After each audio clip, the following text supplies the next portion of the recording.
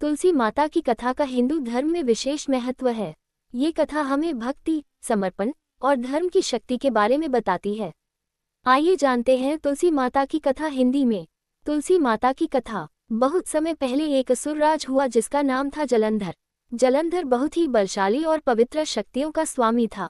उसका बल इतना प्रचंड था कि देवता भी उसे पराजित नहीं कर सकते थे। इसका कारण ये था कि जलंधर की पत्नी वृंदा एक अत्यंत धर्मपरायण और पतिव्रता स्त्री थी। उसकी पतिव्रता शक्ति से जलंधर अजेय बन गया था और कोई भी देवता उसे हरा नहीं पा रहे थे।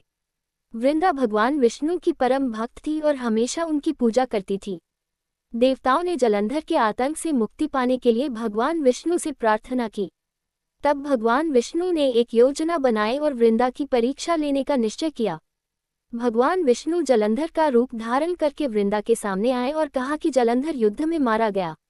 जलंधर को देखकर वृंदा को लगा कि उसका पति वापस आ गया है और उसने अपनी पतिव्रता शक्ति का त्याग कर दिया।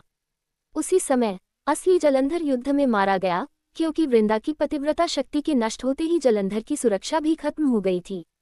जब वृंदा को असलियत का पता चला तो वह भगवान विष्णु से बहुत दुखी हुई। उसने विष्णु भगवान को श्राप दिया कि आपने मेरा पतिव्रत धर्म भंग किया है, इसलिए आप पत्थर के रूप में बदल जाएंगे। इस श्राप के कारण भगवान विष्णु शालिग्राम के रूप में परिवर्तित हो गए।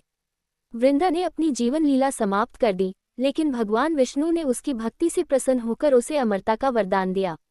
उन्होंने कहा कि वृंदा तुलसी के पौधे के रूप में पूजित होंगी और उनके बिना मेरा पूजन अधूरा रहेगा।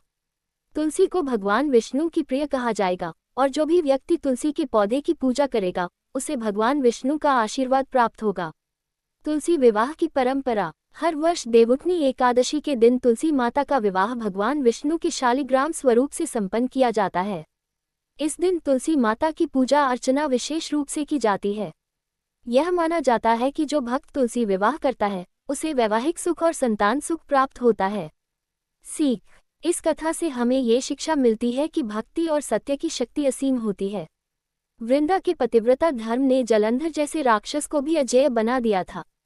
तुलसी माता के रूप में वृंदा का अमर होना बताता है कि सच्ची भक्ति और समर्पण कभी व्यर्थ नहीं जाते।